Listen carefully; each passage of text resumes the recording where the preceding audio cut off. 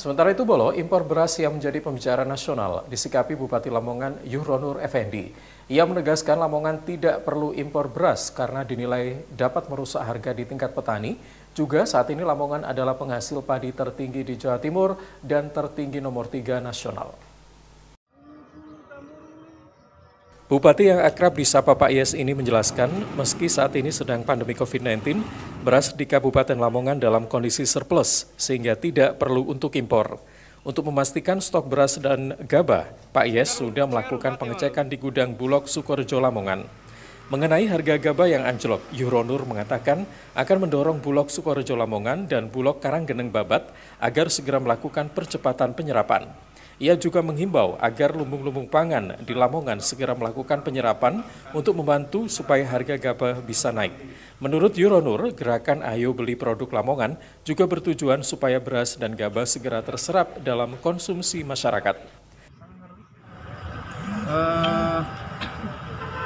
Sebenarnya sih kita untuk ketahanan pangan sih siap.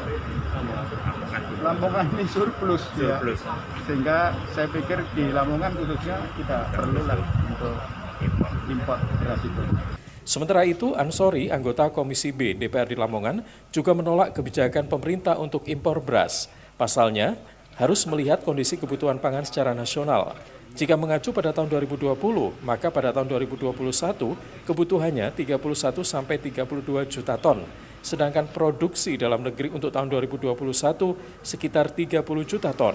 Sisa stok tahun 2020 masih ada 6 juta ton.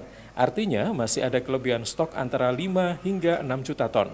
Selain itu, impor beras juga dinilai berpengaruh atau merusak harga di tingkat petani.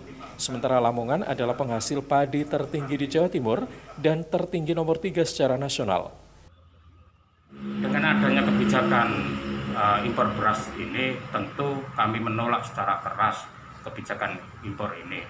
Karena ini berpengaruh atau merusak harga gabah di tingkatan petani. Kita ketahui di Kabupaten Lamongan ini, produksi padi di Kabupaten Lamongan itu tertinggi di Jawa Timur dan tertinggi nomor 3 secara nasional. Dan hari ini kita cukup sangat menyedihkan, harga gabah di Lamongan ini hanya 3.500 sampai 3.800 rupiah.